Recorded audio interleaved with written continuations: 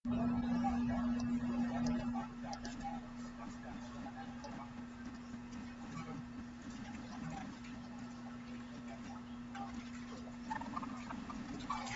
everyone, good day. So this is the next session, the next topic, and we will talk more about volcanoes. Okay, so this is the second to the last session of grade 11 STEM Earth Science. Okay, so sit back and relax as you listen to the discussion. So we have volcanoes here. So volcanoes are from the word volcano itself is being derived from the word vulcan. Okay, from the word vulcan, meaning it is the Roman god of fire and metalworking. So, by definition, it is a landform or a hill or a mountain where molten rocks, gases, and pyroclastic debris break out through the crust. A volcano is any location where magma comes to the surface. Basically, if it is erupting, okay, or it has volcanic activity, or it has done so many eruptions within the past several million years. So this can include eruptions not only on the surface but also below the ocean floor or even underwater of a lake. Like for example, Mount Taal here in the Philippines. So they are what we call subaqueous eruptions, the ones that are found on water body. And on land, they are what we call subaerial eruptions. Okay, now, volcano has materials that it ejects them uh, through the surface, okay, from the surface of the earth below, going upwards through its vents. So the molten material are the magma and the lava. So the magma here is the molten rock below the surface, and it is the source material for all volcanic eruptions. Okay, so recall that this is a molten rock that contains some solid crystalline material and varying amounts of dissolved gases, and that includes water vapor. And it is, as you recall from the last discussion, it is the parent material of what type of rock? Okay, we have igneous rock. And we have lava here. It is the magma that is being erupted by a volcano itself. Okay, so these are the molten materials that is found inside, and it eventually it will become ejected from the volcano itself. So we will talk now about the different volcanic environments, and these environments and such are the locations on which we can find volcanoes. So from the last topic, we have the plate boundaries, and these plate boundaries involves volcanic activities. So therefore, we can find volcanoes on those areas.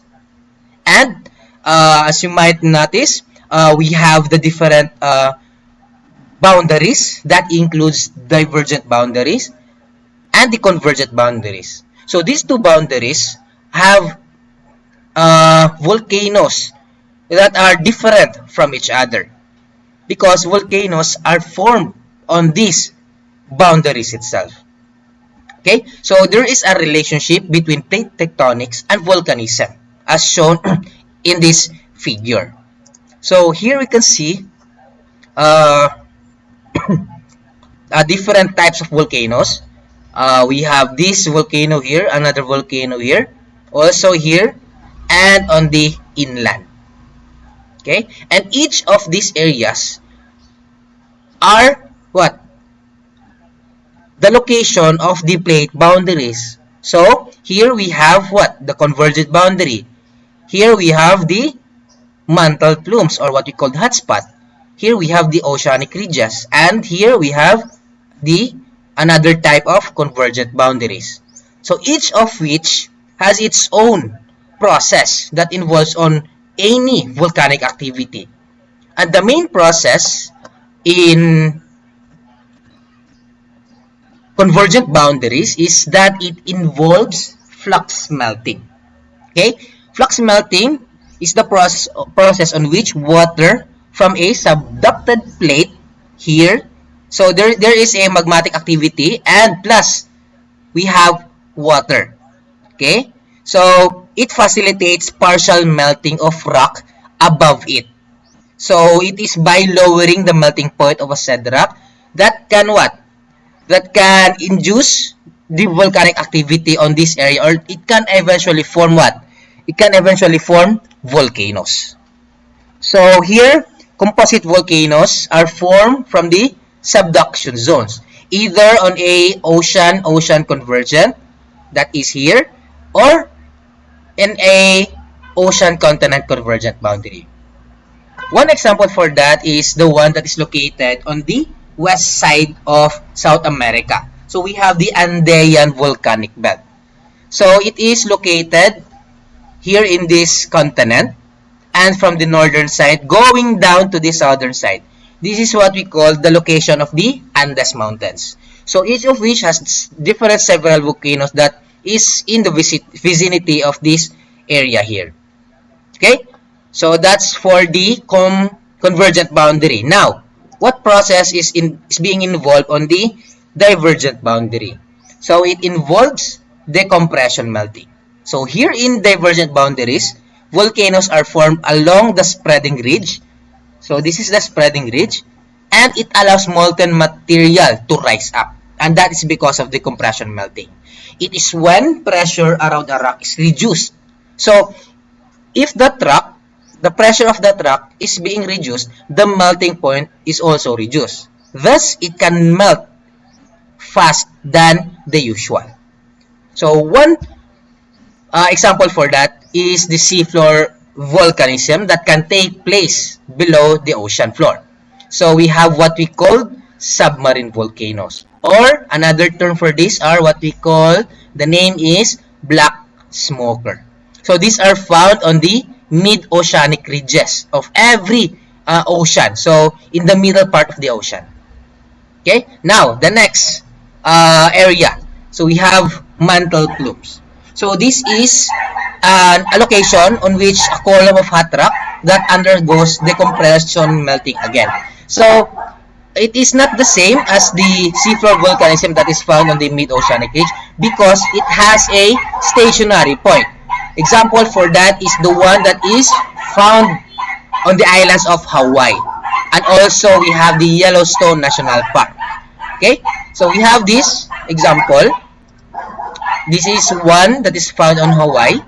So this involved decompression melting again, but this is stationary because Hawaii is several islands that is formed by mantle plumes that is always located on that portion. So slowly as the plate is moving, mantle plumes are rising, forming new volcanoes again. Another example is we have this Yellowstone National Park. So every now and then there are geysers that is happening on this area, and because of that, because of the decompression melting, because there is a volcanic activity below, always the geysers are always massive. Okay, but it depends on how active the magma that is situated on this area. And when we talk about magma, there are different types. Okay, like what the processes of the igneous rocks involved, it also is being used as this classification. So the type of solidified extrusive igneous rock, it may either be ultramafic, mafic or basaltic, intermediate or andesitic, felsic or rhyolitic. So each of which has different components of silica on it. So from ultramafic, it has less silica. Mafic 45 to 55%, intermediate 55 to 65, and felsic or the rhyolitic is 65 to 75. And again, as we recall, the temperature of the mafic rock compared to the felsic rock, it is much more hotter compared to the felsic. And based on viscosity, the mafic rock or the basaltic rock is runny, and the felsic is very viscous. Thus, we can infer that the gas content of the mafic rock is much lower compared to the felsic rock. Okay? So, in terms of viscosity, here is a visualization for it. So, meaning, the higher the viscosity, the more difficult to flow. Okay? So, we can visualize the magma. So if the magma will flow, it is much more difficult. So it will be ano, it will be a massive one because it is the movement is very viscous. Because and on the other hand, lower viscosity, meaning it has less difficulty to flow. So this viscosity is the resistance to flow, and it is an important concept to keep in mind when thinking about the ability of the lava to flow from the flanks of the volcano. So, example, if a material that has a higher viscosity, it flows more difficult and it is very sticky, where something with a lower viscosity, it flows more easily, like water. Okay, so in an everyday analogy, you can think of the difference between, say, we have water and honey. Honey involves higher viscosity, and water involves the lower viscosity.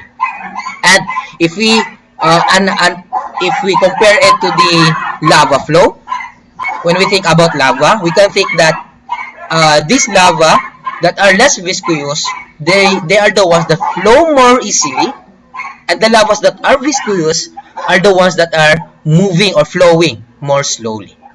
So we have a visualization here. So higher viscosity, meaning it is what? It is more massive because it has difficultness to flow. Unlike lower viscosity, the lesser difficult to flow, meaning it flows more, it is more fluid, kumbaga.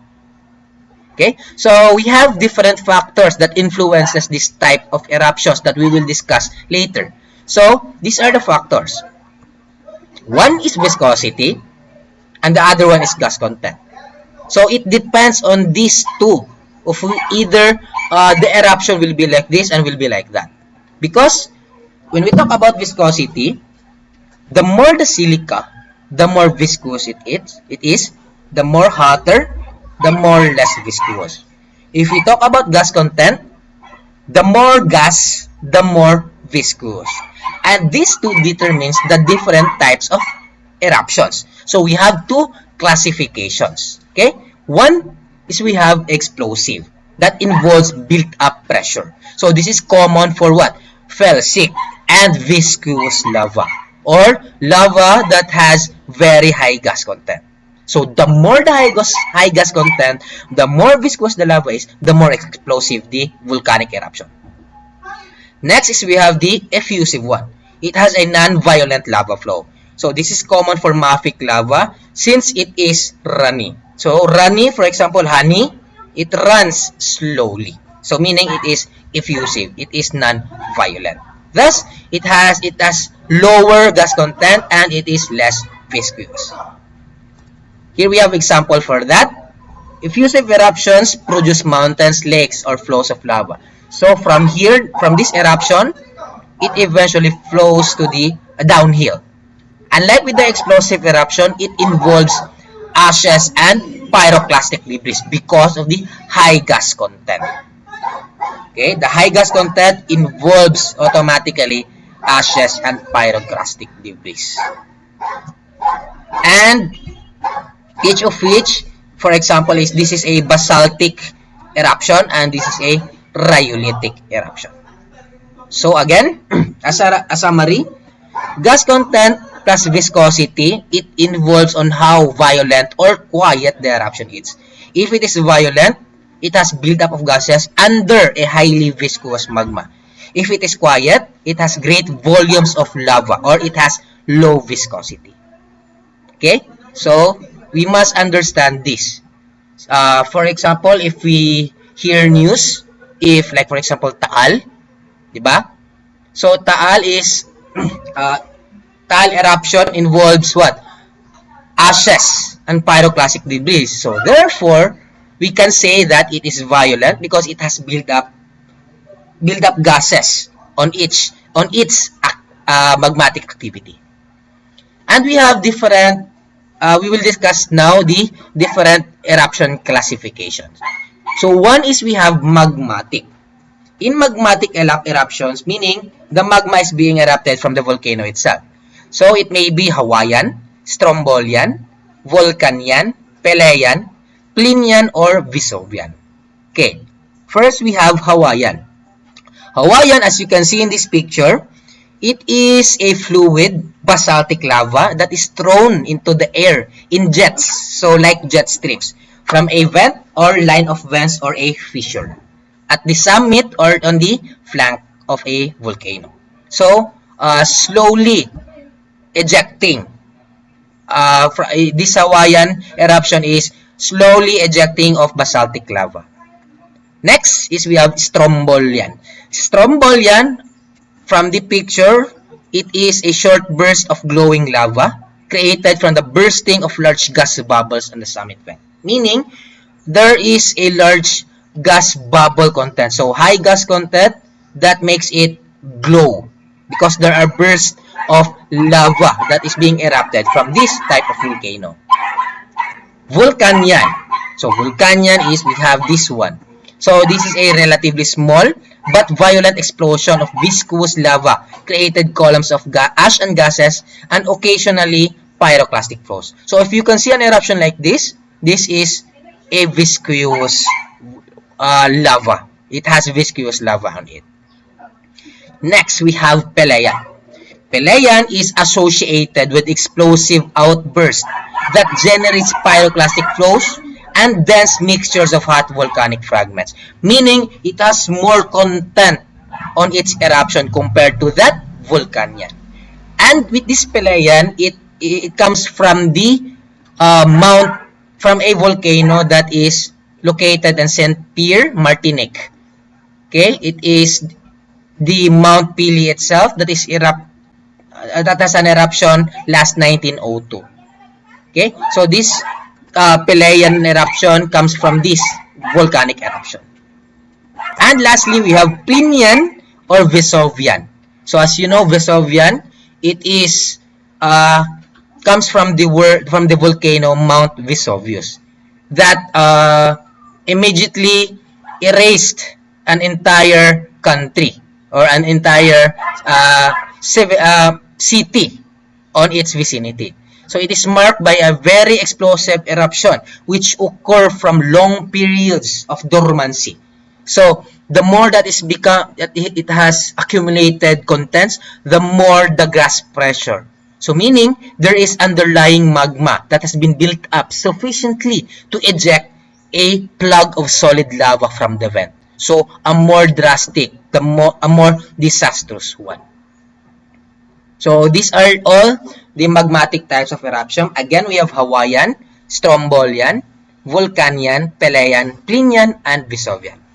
The other classifications are hydrothermal, phreatic, phreatomagmatic, and in phreatomagmatic, we have Circean, submarine, and subglacial. So we have hydrothermal. So hydrothermal is volcanoes or eruptions that has magma heating up a body of water. So there is no magma involved in this eruption. So for example for that are geysers. Phreatic is what? A magma heating up a body of water. It is more or less the same of the hydrothermal. Okay? It has no magma involved on it. Phreatomagmatic is a phreatic eruption but it has magma. So we have the three different types of phreatomagmatic eruption. We have Circean. This is a type of volcanic eruption that takes place in shallow seas or lakes. So Circean eruptions are the ones that is located below on these bodies of water. Submarine eruption is a type of eruption that takes place underwater. So these are the ones that can be found on the mid-oceanic ridges. So this is what we call a submarine volcano or black smokers. Subglacial is a type of eruption that happens in polar regions. So this involves a glacial area. Okay, so it is found mostly on the northern hemisphere and on the southern hemisphere, southern tip and the northern tip of the earth. Okay, so these are the different eruption classifications. Now, let's move on to the types of volcanoes. And we have the four main types. We have the shield volcano, cinder cone, composite or strata volcano, and lava dome. Okay, so we'll talk first about the shield volcano. So, in definition, by its physical characteristic, this is a low with gentle slope from fast-flowing lava, and it is usually non-explosive. It is formed from successive basaltic lava, and example for that is this Kilauea and Mauna Loa volcano that is located in Hawaii. So these are the two examples of this shield volcano. So if you can see at these characteristics, it mostly represents a shield on this view here. The next type of volcano is we have cinder cone. This is the simplest type of volcano. It is formed by firm lava from a single vent, and as lava is being erupted, it breaks down and fall as cinders, forming a cone. And this cinder cone is a relatively small one. So it is less than 300 meters. Okay, imagine 300 meters with steep sides. Example for that is the one we have Paricutin volcano, and also we have this our Taal volcano. So this is a cinder cone volcano. The next one is we have composite or strato. So this is a relatively large, steep-sided symmetrical cones of large igneous rocks. That is, the height is or the altitude is around 2,000 meters. It is formed from alternating layers of lava flows, volcanic ashes, cinders, blocks, and bumps. So eventually, the sides of the volcanoes is becoming on a symmetrical pattern, so making it such a perfect cone shape. So this is the composite or strato. Example for that is Mount Fuji and our Mount Mayon. So as a summary, we have shield, cinder, and composite. Shield, we have broad shield-like. Unlike cinder, it is small, and composite, it is tall and large. Shield is slightly domed. Cinder has steep sides and also with composite. Shield volcanoes involve basaltic. Cinder cones involves pyroclastics, and composite involves both of these shield and cinder. Shield volcanoes also are low viscous type of volcanoes, and cinder cones are short-lived.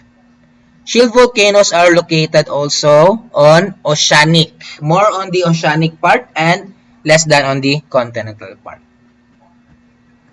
Other types of volcanoes is we have the supervolcanoes or what we call calderas, the submarine ones, subglacial and mud volcanoes. So the calderas are on a continental scale. It involves sulfur and ashes, and it is the most dangerous one. One example for a caldera is the Yellowstone National Park. That is why it has geysers on the surface of this area. Okay, so we have submarine, subglacial, and mud volcanoes. So these are examples. So the submarine, subglacial, and mud volcanoes. And as a summary, we have the different types. So another type of volcano is we have fissure. So fissure from these sides of the volcano. Shield, we have dome shape, the cinder, composite, and the caldera. So these are all the types of volcanoes that is found on our planet. And these volcanoes can create landforms. It can create lava domes and crypt domes. Lava domes are slow eruptions of highly viscous lava. Crypt domes, on the other hand, are viscous lava that is forced upward, causing bulges in the surface. And it is formed by small bulbous masses of viscous lava. And it expands from within because eventually it has small eruptions that involves on it. So making it that it will eventually cool down this magma, the lava, and it will become hard again, then spilling again, and forming a lava dome. So this is common within the craters or in the flanks of the large composite volcanoes.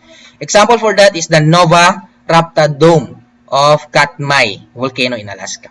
So this is an example for that. This is the lava dome that is inside on a volcanic crater. Okay.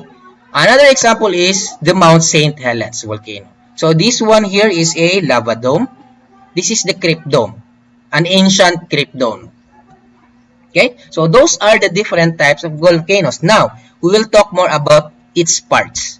So, it has the main parts. It involves magma chamber, the vents, crater, lava, ash, steam, and gases, and volcanic bombs. The other parts is we have the secondary vents, cones, craters, dikes, and seals. So, as a visualization, this is the parts. These are the parts of a volcano. The crater is found on the cone. The main vent is here. Lava that is found in the erupted material. Secondary cones are located on the flanks and also the secondary vents. Magma is located on the bottomest part of the volcano, or what we call the magma chamber. Volcanic bombs and ash, steam, and gases are the ones that is being erupted by the volcano itself. Okay, so now we will talk about lava. Lava flow or flowing lava can be very slow or very fast. It depends on the lava and the topography or the structure of the volcano itself. Among other factors, the areas that have been covered by lava flow will not be usable for a long time. So we have the two main lava types, the pahoehoe rather, and the aa. So pahoehoe, we have smooth, and it is smooth and very ropey. It has lower viscosity compared to the aa lava, and it has a thinner flow height, and aa has a thicker flow height. We have also another type of lava. We have the pillow lava. It is the third type, and it is formed in submarine eruptions. And since its exterior hardens quickly due to contact with water, so it has a fast cooling. It is fast cooling rather. So lava flow, we have an example for that is we have this pahoehoe here. Okay, and the aa lava is we have here. Okay.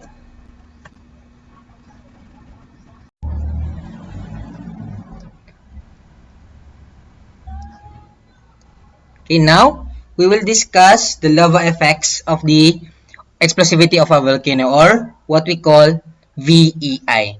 So this is the volcanic explosivity index. So it is a power scale for volcanic eruptions. So meaning the higher the scale, the disastrous the volcanic eruption is.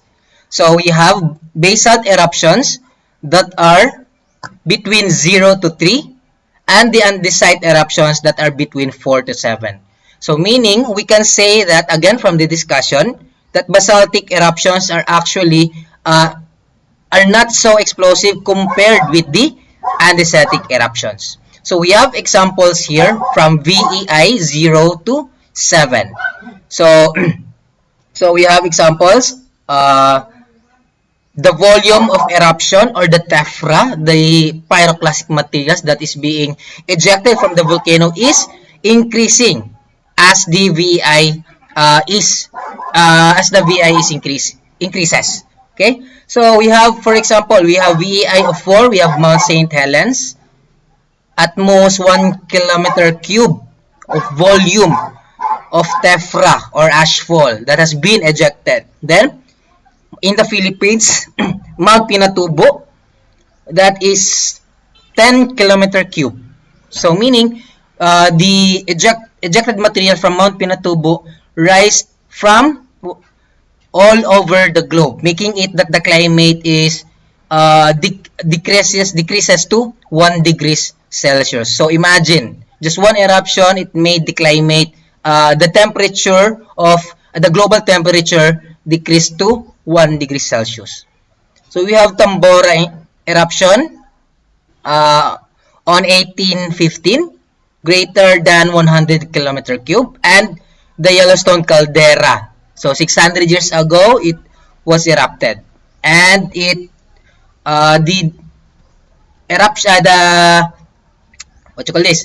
ashfall and the ejected materials are not being depicted because we don't have a record for that explosion. Okay, so we have another example here. Okay, this one. So the volume of tephra is increasing, okay, as the VI is going up, and Hawaiian eruptions are usually VEI 0 to 2, Strombolian 2 to 5, Vulcanian we have 5 to 7, and Plinian or the Vesuvian eruption covers from 8 and above. Another scale, so example again, so 0 to 8. So as you can see, the higher the VEI, the more disaster that will occur on the area of that volcano. So now, how do we monitor volcano? Is it the same as monitoring the earthquakes or not? So let's try to distinguish. Okay, so in volcano monitoring, so we can actually monitor volcanoes through its visual observation. If we can observe changes on its structure, on its physical structure, because there are a series of phenomena that we can say that the volcano is probably, or we can predict that this volcano will erupt in just a span of 1 week or days. So these are the different phenomena. Okay, for example, we have hot springs. So if and only if there are hot springs on the for example, on a vicinity of a volcano, meaning that there is an active what you call this magmatic activity below the surface of the earth or below the volcano itself. That's why it has hot springs on it. Of course, we can observe gases that is being diffused on that crater mismo sa volcanic cone. We have geysers. Also, we can observe climate changes. Like for example, if the volcano we can predict that the volcano is erupting in 1 week. We can observe that the plants there or the animals there are moving away from that volcano itself. So there will be changes of the flora and fauna on that area. Lahar also is a phenomena on which we can see that there is a type of landslide that is composed by the rain and also with the ashes that is being ejected from that volcanic eruption. Fumaroles, and we have Nube Ardente. So Nube Ardente is basically the same as pyroclastic flow. So these are the examples of the different phenomena that we can observe on that if there is a volcano on a area. Now, how do we predict if that volcano is probably erupting? So we can identify it through its shape change. Siyempre, we can observe that probably a side of the volcano has landslide on it, or there is somewhat like cracks or fissures on the flanks of the volcano. Next is heat flow change. So we can observe that there is a rising temperature change on that area. Of course, we have earthquake activity. If that volcano is basically active, there will be tremors every now and then on the location of that volcano. Next is we have steam and gas emissions. So we can observe that there are clouds of smoke and gases that is being ejected on the crater of the volcano. Okay, in monitoring volcanoes, we can observe that there is a diary of the changes, physically visible or not visible. So it includes all of the surrounding area on which it is being located. And this diary involves visible changes. So you can observe that there are visible changes on the amount of steam from the vents or the appearance of the new steaming areas. So there is a large section. So for example, Monday, gamay lang na gas or maliit lang na gas ang na-eject doon sa volcano. Then after 1 week, it is growing. Okay? Next is we have new or worsening of existing ground cracks. So there is a possibility that there will be fissures on that area or on that volcano itself. Third is inexplicable withering of plant life. So if and only if that volcano is active, the temperature will rise, then the plants will wither. Also, we can observe changes in the minerals and rocks. Okay, so basically because of heat and temperature, there will be mineralization on it. There will be changes. We also have non-visible changes that must be measurable. One of which is ground movements or earthquake. So we can measure it down via seismographs. Gas composition changes, we can get data from it. Local and electrical magnetic field changes because there is a movement of magma and it also can be linked to eruption related activity. So all of these non-visible changes, we actually cannot see, but we can actually feel it.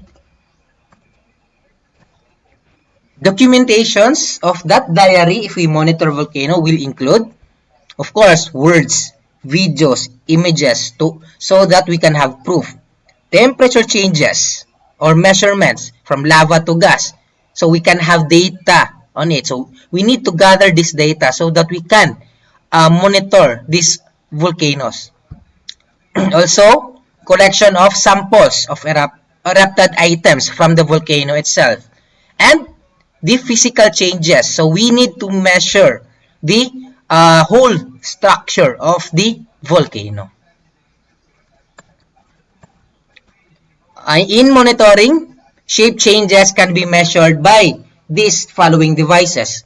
So one is we have spirit levels. Second is we have tilt meters. And lastly, we have laser beam instruments, okay, or measurements. So ground motion can be monitored using seismic networks around the volcano. So these are examples of these devices. So this is the spirit level. This is the tilt meter.